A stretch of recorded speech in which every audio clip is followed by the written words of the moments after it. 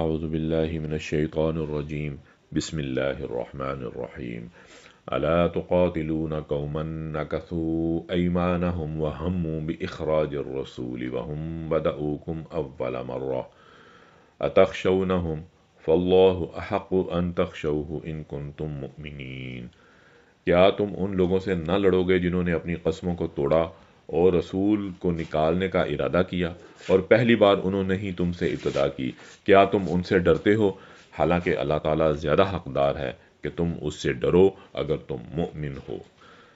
قاتلوہم یعذبہم اللہ بأیدیکم ویخزیہم وینصرکم علیہم ویشفی صدور قوم مؤمنین۔